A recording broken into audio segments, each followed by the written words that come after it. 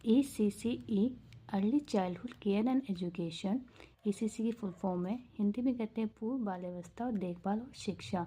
जो भी हमारा DSSB का जो एनटीटी का एग्ज़ाम है उसमें अगर आप ये सब कर लेते तो आपके 5-6 क्वेश्चन इसी में से आपके आ जाएंगे।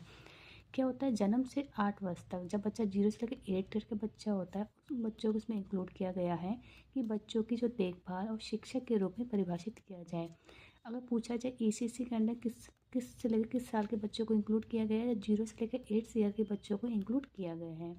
इनके अकॉर्डिंग क्या है, जो बच्चे का जो मस्तिष्क होता है, जो दिमाग होता है, उसका 85% का विकास 6 वर्ष की आयु तक बच्चे का हो जाता है। और मस्तिष्क के विकास के साथ साथ बच्चे का जो शारीरिक विकास है वो भी 6 वर्ष तक हो जाता है। और महत्वपूर्ण भी उन्होंने 6 वर्ष तक बच्चों को माना है। उसमें पूछा जाता है कि आपका जो ये ECC है उसमें नोडल विभाग कौन सा माना गया है। जो महिला बाल विकास मंत्रालय, ministry of women and child development, इसके अंदर नोडल विभाग के अंदर कार्य करता है। ECC को हमने 3 भागों में बांटा है, 0 से 3 ईयर, 3 से 6 ईयर, 6 से 8 ईयर।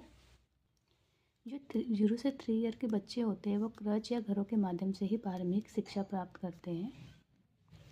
3 से 6 ईयर का जो बच्चा होता है वो anganwadi, balwadi, nursery, pre school, kindergarten में ही शिक्षा प्राप्त करता है। क्वेश्चन आ सकता है, जो 0 से 3 ईयर का बच्चा होता है उसे शिक्षा कहाँ प्रदान की जाती है, क्रच में या घरों में। 3 से 6 साल के बच्चों को anganwadi, balwadi, nursery, pre school, kindergarten में एजुकेशन की बात की गई ECC के according.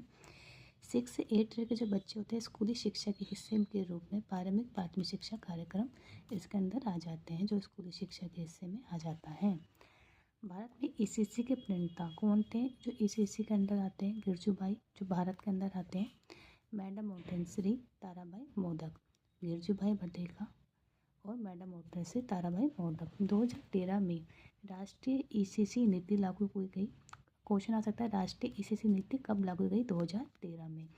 National early childhood care and education 2013 में लागू की गई थी। इसके अंतर्गत जो बच्चे जो 0 से लेकर 6 साल के जो बच्चे होते हैं उनके ही ग्रुप पर जोर दिया गया था और उनके अकॉर्डिंग था कि बच्चों को क्वालिटी अर्ली चाइल्डहुड एजुकेशन बच्चों को दी जाए। ECC के अंदर क्या था कि टीचर जो है उनको ट्रेनिंग दी जाए, जो 2025 तक के लक्ष्यों को पूरा करने हैं। जितने भी कार्यक्रम किए जाए, प्रशिक्षण कार्यक्रम 2025 तक में पूरे करने हैं।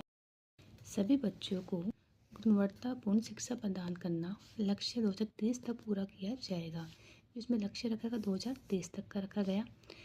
NEP 2020 के अकॉर्डिंग जो ECCE में स्कूली शिक्षा बाल वाटिका के माध्यम से दी जाएगी, जैसे प्री प्राइमरी स्कूलिंग के माध्यम से।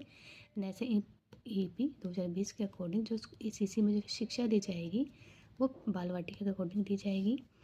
NCERT द्वारा विकसित पाठ्यक्रम और शिक्षण फ्रेमवर्क के अनुसार शिक्षकों को प्रशिक्षण दिया जाएगा। जो टीचर्स को जो ट्रेनिंग दी जाती है वो NCERT द्वारा दी जाती है। जो भी उनके पाठ्यक्रम होते हैं, जितने भी शिक्षण फ्रेमवर्क उन्होंने बनाया होता है उसी के अकॉर्डिंग टीचर्स को ट्रेनिंग दी जाती है। यूनिसेफ के अनुसार जो ECC एजुकेशन है उस पर कौन से साल में जोर दिया गया? 0 से 8 ईयर के बच्चों पर जोर दिया गया यूनिसेफ के अकॉर्डिंग।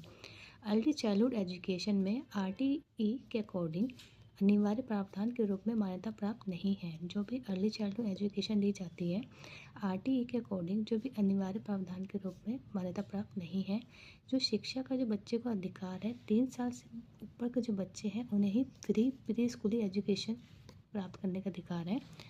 बच्चा खुद सीखता है, करके सीखता है, खेल के द्वारा बच्चा शिक्षा